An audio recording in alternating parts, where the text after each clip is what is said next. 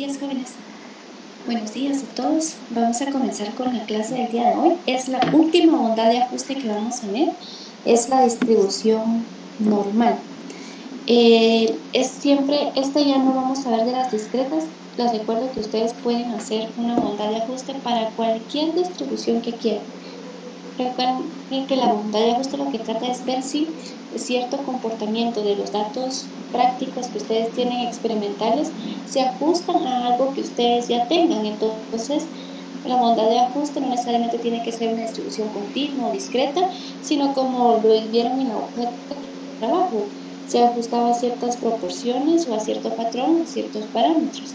Entonces, esta bondad la pueden aplicar cuando ustedes ya tengan algún modelo y quieran ver si realmente lo que están haciendo se ajusta a ese modelo y así utilizarlo como un patrón o como un modelo estadístico para que les sirva como pronóstico. Entonces, la última que vamos a ver es la distribución normal, la conocida como la distribución gaussiana o la campana de Gauss. Entonces, dice la información, se llama distribución normal, distribución gaussiana o distribución Laplace-Gauss a una de las distribuciones de probabilidad de valores continua con más frecuencia que aparece en estadística y en la teoría de probabilidades, porque recuerden que al final lo que buscamos es de que todo se comporte como esta forma que aparece acá, la distribución que tenemos acá, la campana de Gauss, para decir que es simétrica y que vamos a tener un promedio y una desviación estándar. Entonces, la densidad está concentrada siempre, recuérdense, en torno a la media, que es muy poblacional,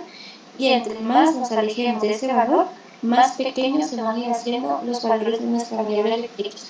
Es decir, menos datos atípicos vamos a ir encontrando. Entonces dice, cuanto más alejado es el valor del centro de la función de densidad, menos probable es de observar ese valor, y los dos parámetros que vamos a estar utilizando es la media y la desviación estándar. La media es mu y la desviación estándar es psi. Entonces veamos cómo sé si una tal distribución se ajusta a la distribución normal. Entonces, esto ya estaba aquí en la plataforma.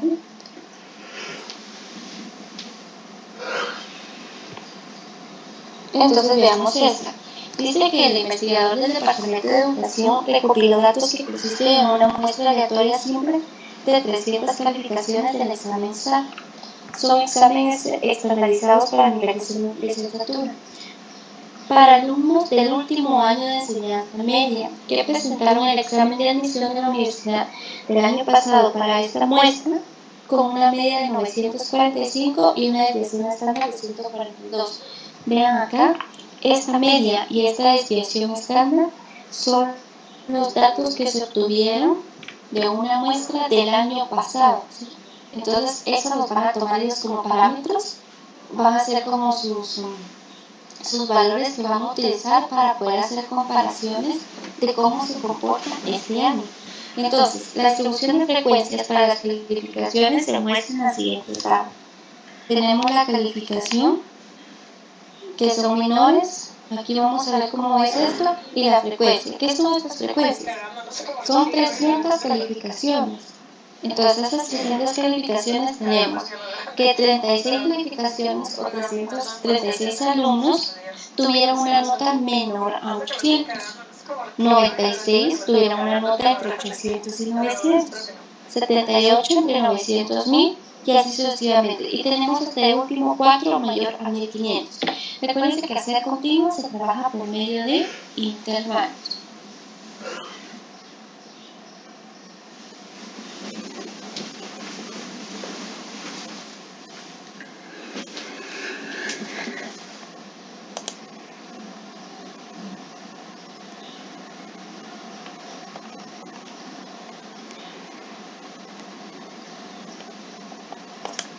Perdón.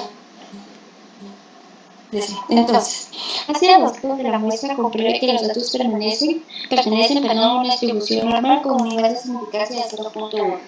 Bueno, primero, me dice que se ajusta a una distribución normal. Entonces, recordando un poquito, cuando trabajamos la distribución normal, utilizábamos la teoría central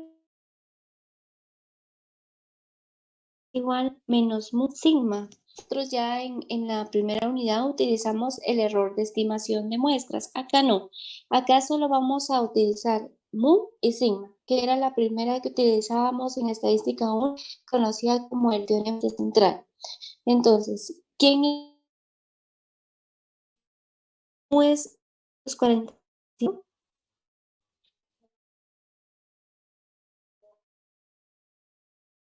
¿Por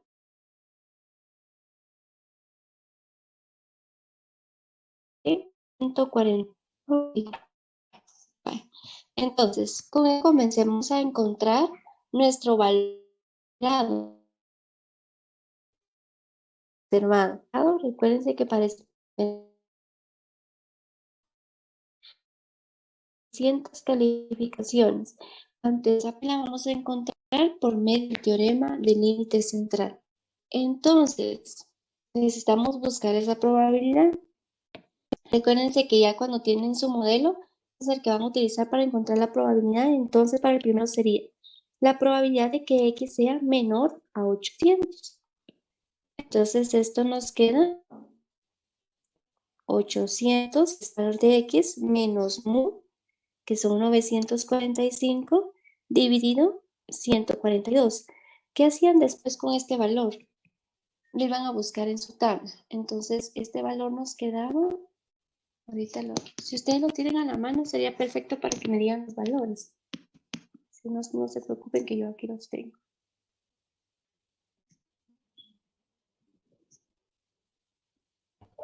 Menos 1.02, ingeniero.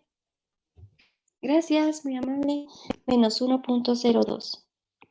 ¿Qué hacían con este valor? Se iban a sus tablas y lo buscaban. La probabilidad de menos que se aproxima, y esto lo buscamos en tabla donde están los negativos, menos 1.0 en vertical y el 0.02 en horizontal. Y si tienen su mano, mucho mejor, ¿sí? Y eso les queda 0.15. 38.6. Gracias. Muchas gracias. 38.6. Tengo la probabilidad. Y así tenemos para cada uno. 0.1538.6. Para la siguiente, la probabilidad de que X sea, pero ahora voy con la siguiente clase. Vean, menor a cuánto.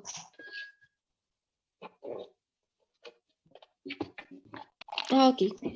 Bueno, Carlos, el valor de 800 lo estoy sacando de la tabla. Los valores que voy a tomar de la tabla siempre van a ser los límites superiores, porque continua trabaja por medio de intervalos. Entonces, siempre voy a tomar los límites superiores. Entonces, para el primero, Carlos, este que está acá, menor a 800. Entonces, eso es lo que voy a poner acá. Probabilidad de que X sea menor a 800, agarras tu teorema de límite central y sustituye 800 menos los dos parámetros.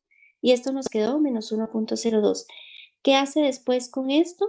Lo busca en su tabla de la normal, la de Z. Y esto nos queda 0.1538.6. Ahora vamos con el siguiente. La probabilidad de que X sea ya no es menor a 800, sino menor al límite superior, 900. Entonces es 900 menos 935, 142. Así nos vamos a ir con todos, pero si se dan cuenta, solo vamos a tomar los límites superiores. Solo esto, ¿sí? Entonces esto nos queda menos 0.32. Siempre se deja dos decimales aproximados. ¿Qué hacían con ese valor? Otra vez lo buscan en la tabla. La probabilidad de Z es menos 0.32, 0.37448. Siguiente. Probabilidad de que X sea menor, no a 900, voy en la siguiente clase, sino menor a 1000. Entonces es 1000 menos 945 dividido 142. Esto nos va a quedar 0.39. La probabilidad del Z es de 0.65173. ¿Vamos bien hasta ahí?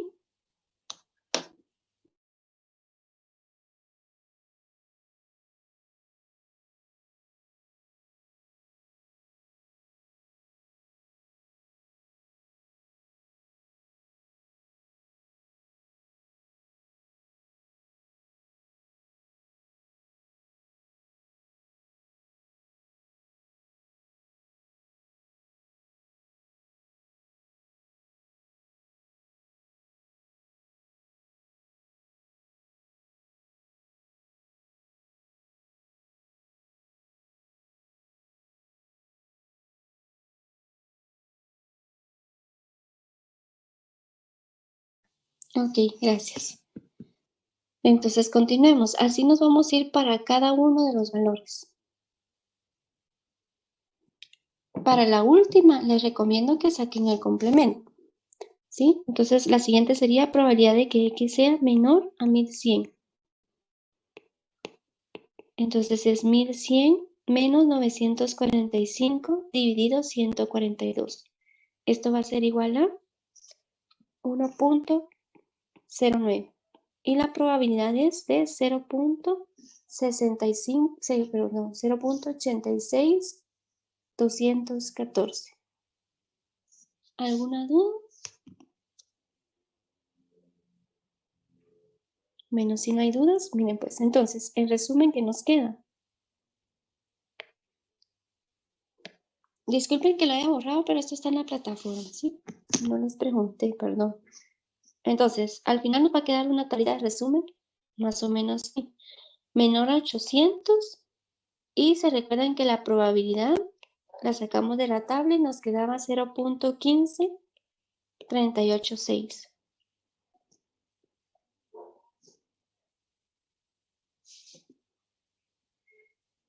Ah, pueden sacarlas. Mariana me pregunta, ¿por qué no las probabilidades no se sacan? Probabilidad de 800 a 900. Sí puedes sacarlas, Mariana. Pero al final, como ya tenemos en anterior a 800, estaríamos como que duplicando el trabajo para cada intervalo. Pero sí puedes sacar, así como lo hacíamos en las probabilidades, la probabilidad que esté dentro de dos intervalos, puede hacer entre 800 y 900 y de una vez le saca el valor puntual. Para la otra sería de 900 a 1000 y saca de una vez el valor puntual, ¿sí? Lo puede hacer. Ahorita les voy a decir cómo lo trabajo yo. Entonces, de nada, Mariana, la probabilidad de que X sea menor a 900, probabilidad de que X sea menor a 1000, la probabilidad de que X sea menor a 1100, que sea menor a 1200, hasta que era 1400, si no estoy mal, 1300, probabilidad de que X sea menor a 1400, y la probabilidad de que X, la última es de que X sea mayor o igual a 1400, ¿ya? Porque después, si se dieron cuenta, en la tabla decía mayor a tanto, entonces ahí sería mayor o igual. Las probabilidades que sacamos después de buscar los valores críticos nos quedaron estas. Si hay alguna duda, vayan preguntándome, ¿sí?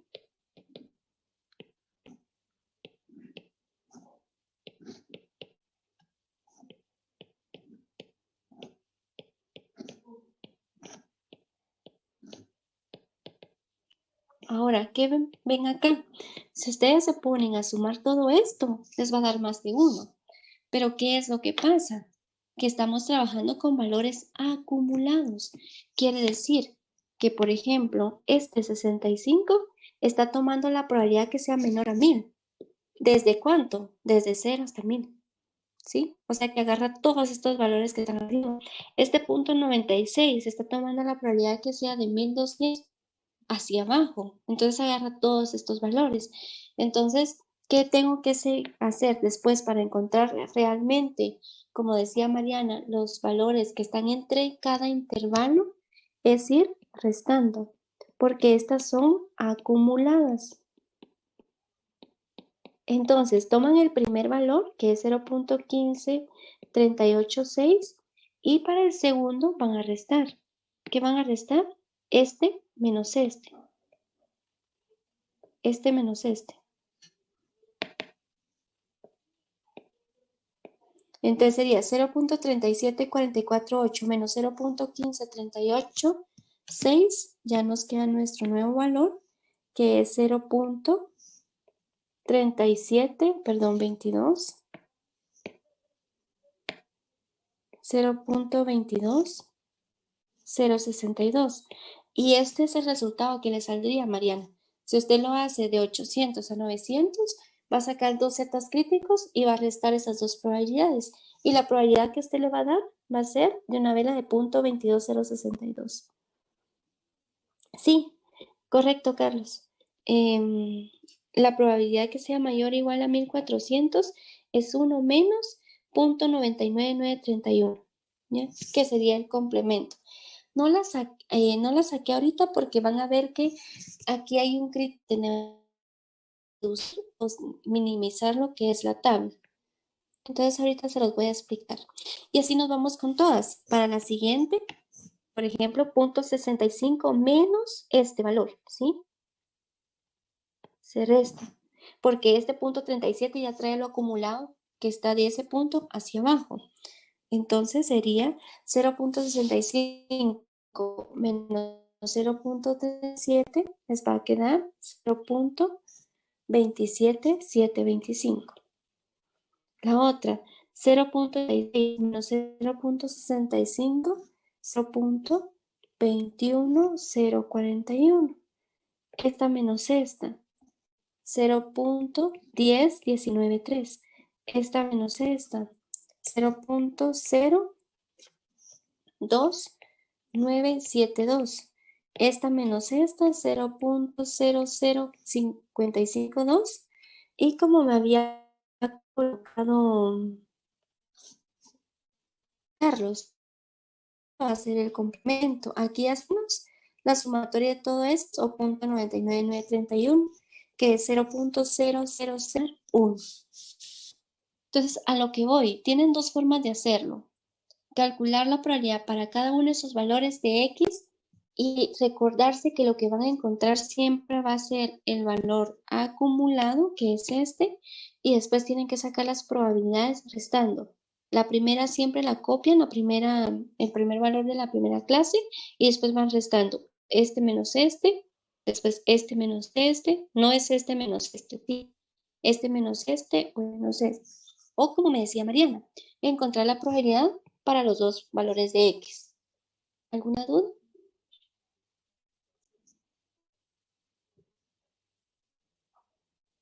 Si no hay dudas, el siguiente paso es sacar el valor esperado.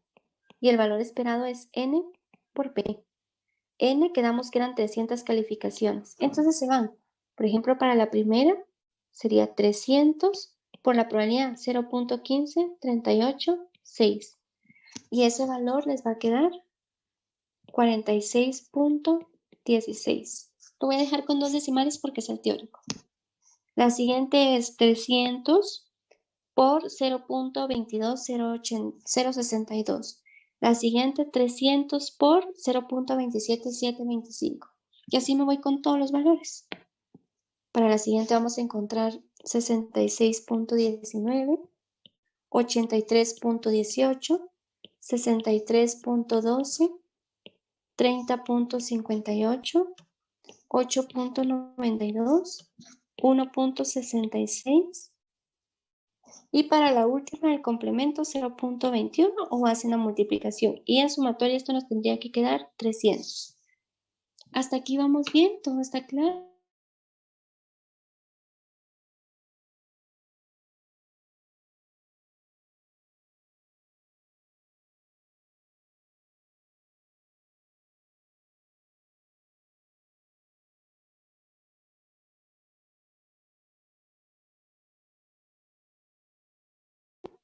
Ok, muchas gracias. Entonces, si todo está claro, aquí es donde viene el criterio que vamos a utilizar. Cuando estemos trabajando la distribución normal, o por ejemplo, si en caso hubiésemos visto una geométrica o una distribución de Poisson que se hace muy, muy larga en la tabla, se recomienda venir y agarrar todos aquellos valores esperados menores o iguales a 5 cuando cumpla esto, venir y agruparlos a la frecuencia anterior.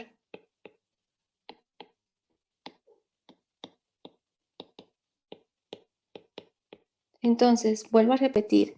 Si ustedes ven valores esperados menores o iguales a 5, los agrupan a las frecuencias anteriores. ¿Por qué? Porque se trabaja este criterio. Porque primero, cuando son demasiado pequeños y se dan cuenta, las probabilidades son casi nulas. Entonces, realmente no va a haber mayor variación entre lo que es el valor crítico y el valor de prueba cuando aceptemos o rechacemos. 1 y 2, para facilitarles el trabajo de cuando saquemos el valor de prueba. Si no, el valor de prueba les va a quedar muy, muy grande. Si se dan cuenta, la fórmula es hacerlo para cada uno de los valores observados y esperados. Entonces, ¿qué es lo que voy a hacer? Voy a agarrar estos dos que están acá y los voy a agrupar a mi frecuencia anterior. En otras palabras, me va a quedar una nueva tablita.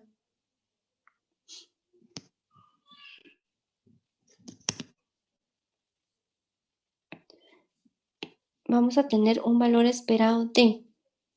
Recuérdense que lo que me interesa es el valor esperado, no la probabilidad.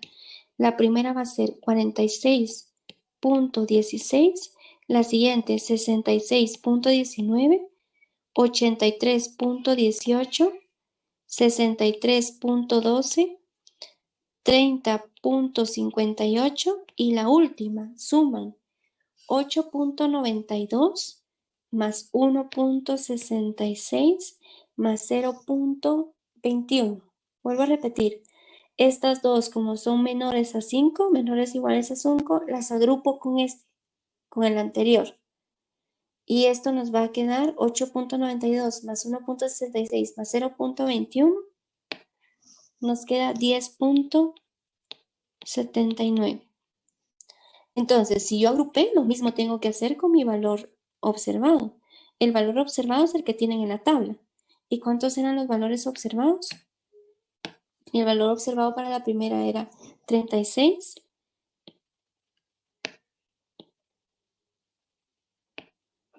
Es 36.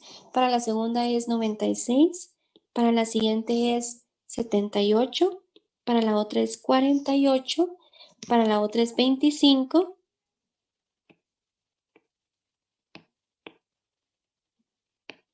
Y para la última, si ustedes ven ahí en la tablita que tenían en la hoja, el valor era 10, 3 y 4, los últimos 3. Entonces ese valor sería 17. Y ahí me queda mi nueva tabla. Y esta es la que voy a utilizar para sacar el valor de prueba y el valor crítico, con el nivel de significancia y los grados de libertad. ¿Me di a entender? Vuelvo a repetir. Todos aquellos valores esperados, no observados, si no lo hubiésemos hecho desde el inicio, todos aquellos valores esperados que sean menores o iguales a 5, los voy a agrupar a mi frecuencia anterior.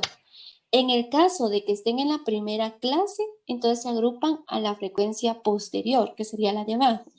¿Sí? Pero si están, normalmente siempre van a estar en la última porque son los datos atípicos y las probabilidades se van haciendo más pequeñas, la agrupan a la anterior. Y ya con esa tablita de resumen van a sacar su valor de prueba y su valor crítico. ¿Alguien me iba a preguntar algo? Mira, solo una pregunta. Sí, dígame. ¿Por qué el 8.92 lo sumó con los otros dos? Porque yo veo que Porque 8.92 es mayor que 5, o no sé cómo es que se hace eso. No. Los que yo agarro son estos, miren. Estos dos. Estos son los menores a 5. Entonces, ¿qué hago con estos dos? Los agrupo a la frecuencia anterior. No es que estoy tomando este como menor a 5. Los que estoy tomando son los que están abajo. Si existiese, por ejemplo, aquí un 3.44, agarra también el 3.44 y lo va a agrupar al anterior. Lo que estoy haciendo yo es haciendo menos clases. Ya. Por ejemplo, si este Sí. fuese 4.92, este 4, entonces agarro estos 3 y los agrupo a esta. Entonces me va a quedar 30.58 más estos 3 que aparecen acá. Bueno, sí. ¿Sí? Okay. Ya me quedó bien claro. Gracias. No tenga pena. Alejandro dice el valor observado. Ahorita voy con usted, Carlos. El valor observado, ¿de dónde salió? Estos son los que daban en la tablita. Es que si cambio ahorita me voy a borrar todo esto. Entonces, recuérdese que el valor observado me lo tienen que dar. En la tablita de resumen decía que ¿cuántos tuvieron notas menores a 800? Habían 36 alumnos. ¿Cuántos menores entre 800 y 900? 96 alumnos. Esto ya me lo daban, ¿sí? Entonces lo único que hice es que las últimas 3 también las agrupé, porque como agrupé estas. Ok, Carlos Figueroa, lo vamos a hacer solo para la normal, ¿sí? Porque la normal normalmente los valores son demasiado extensos y las probabilidades cada vez son más y más pequeñas. Entonces sí vamos a encontrar una variación entre mi valor de prueba y mi valor crítico. En la conclusión no, a la conclusión siempre vamos a llegar la misma, ¿sí? Pero entre el valor de prueba y el valor crítico sí vamos a encontrar una pequeña variación. ¿Alguien más?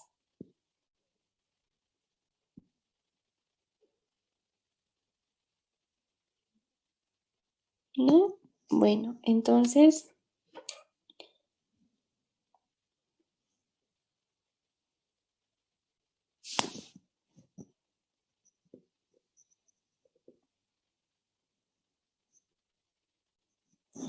ya lo entendí.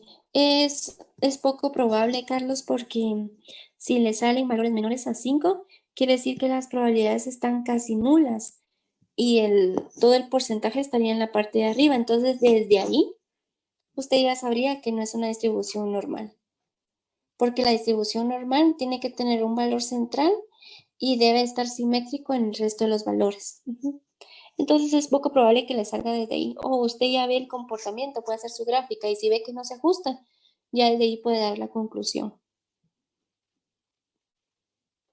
Bueno, entonces, el valor de prueba ya saben cómo se calcula. Solo voy con el valor crítico.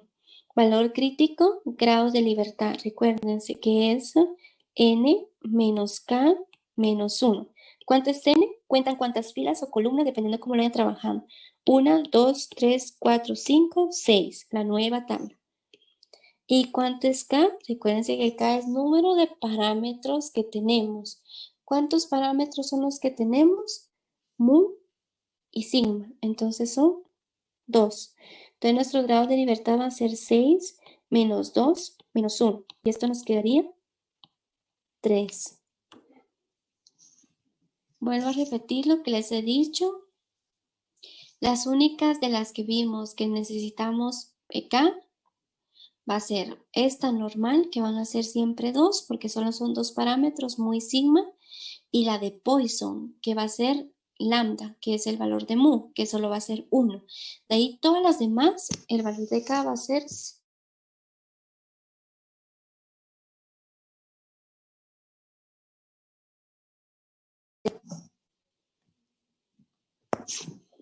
Alejandro, puede ocurrir, o sea, sí es probable, pero de que se ajuste a una distribución normal, no.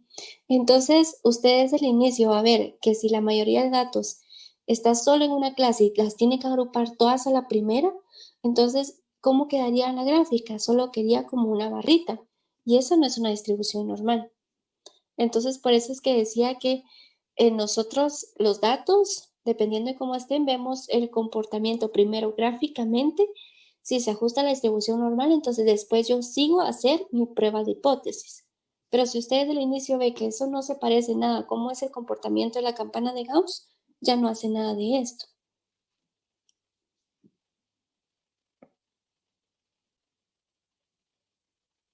Sí, correcto. Así como dice Carlos, de una vez se dice que no se ajusta.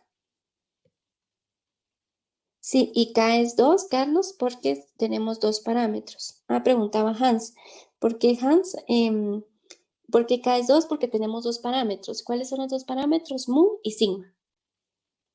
K siempre va a ser número de parámetros.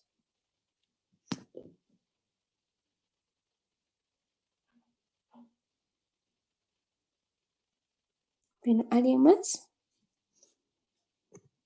Si no hay más dudas, entonces vemos cómo queda la hipótesis. Perdón si lo borré, pero acá lo tenemos. Ahorita se los muestro.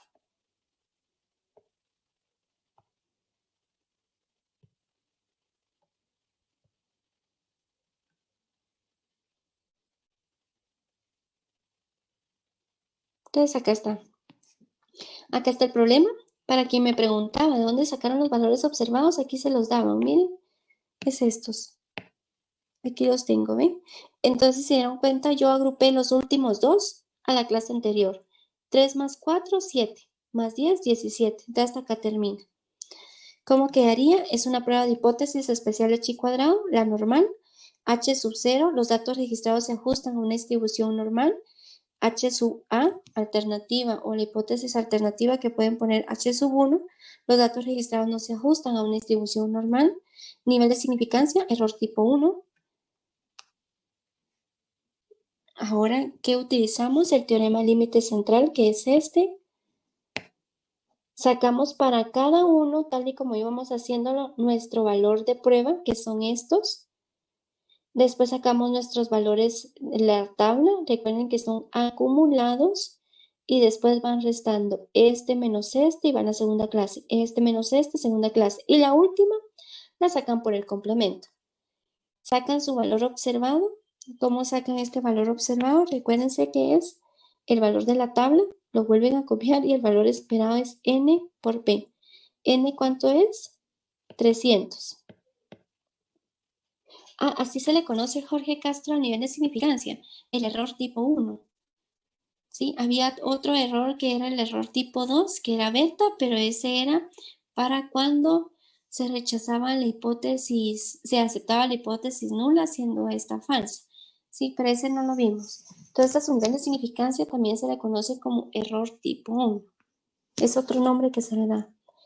Bueno, entonces sacamos el valor esperado y de acá ya tengo mi tabla de resumen, que es la que habíamos hecho. ¿Sí? ¿Ven? Estos tres los agrupé, los sumé. Estos tres los sumé y los tengo acá. Saco mi valor de prueba solo con estos. Y me queda 24.22. Ya con esto pasa lo siguiente, que sería el valor crítico. N, 6 filas. K, 2 parámetros, que es mu y es sigma. Y el nivel de significancia. Y esto nos queda 0.625. Aquí está el valor crítico, que es 6.251, y el valor de prueba nos había quedado 24. Entonces, este 24 está en el área de rechazo. Entonces, se rechaza H sub 0 con un nivel de confianza de 90%. Los datos registrados no se ajustan a una distribución normal. Ahorita contesto su pregunta. Si ven acá, el valor esperado sería la distribución normal. Miren, así. Aquí estaría nuestro valor promedio. Pero ¿cómo quedó el valor observado? Los datos experimentales. Miren, tiene aquí la curvita o la punta más alta la tiene como sesgada hacia el lado izquierdo. Entonces de acá vemos de que no se ajusta a una distribución normal. No es necesario que hagan las gráficas, pero si ya están haciendo un trabajo de investigación, les recomiendo que primero hagan la gráfica del comportamiento de los datos y ya aquí, con esto, ya puedan después pasar a lo que es su planteamiento de las hipótesis. No, Eliseo, para ninguna bondad de ajuste se utiliza alfa medios. Solo se utiliza alfa, el área de rechazo siempre va a estar del lado derecho y desde ahí comenzamos a contar nuestro valor crítico. Sí, correcto, Carlos. No tendría que haber mucha diferencia. Tendría que tener este mismo comportamiento que acá fuese el valor observado.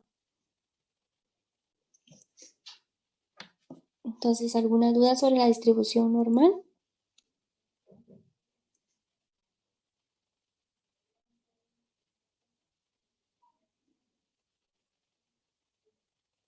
Es un criterio que se utiliza, que lo utilizan todos los libros. Es para que, me pregunta Rubén, ¿cómo fue que se decidió que el valor esperado fuera menor o igual a 5? Se incluye el 5. Este es un criterio que se utiliza para la distribución normal, para poder utilizar lo que es la bondad de ajuste de chi cuadrado. Entonces, para poder utilizar este tipo de prueba de chi cuadrado en una distribución normal, el criterio es de que debe de ser menor e igual a 5 el valor esperado.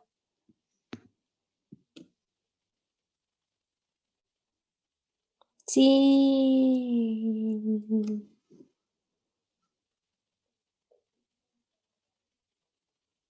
Perdón, es que se me fue a contestar alguna pregunta. Edward, el área de rechazo siempre es el lado derecho, así como le contesta Carlos Figueroa.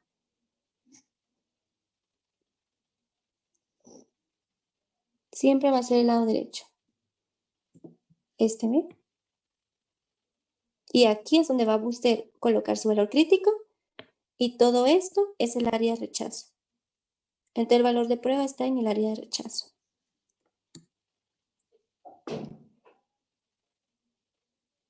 ¿Alguna otra duda?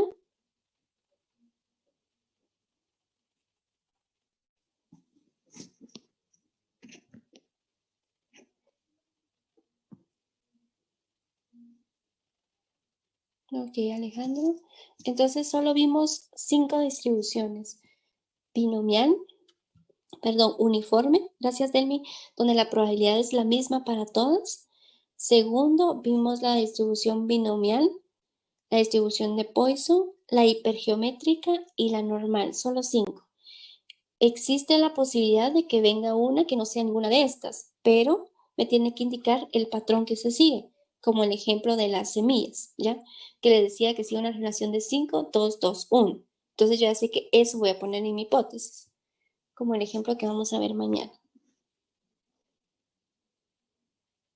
Y para todas es chi cuadrado a una cola alfa. ¿Dudas sobre eso?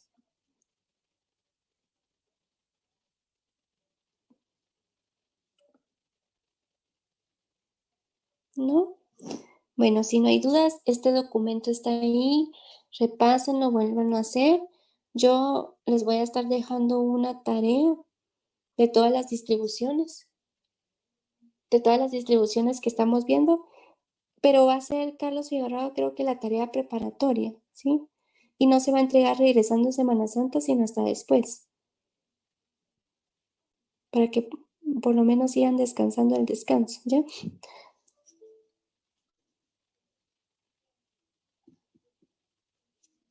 Bueno, si no hay más dudas, hasta acá nos quedamos.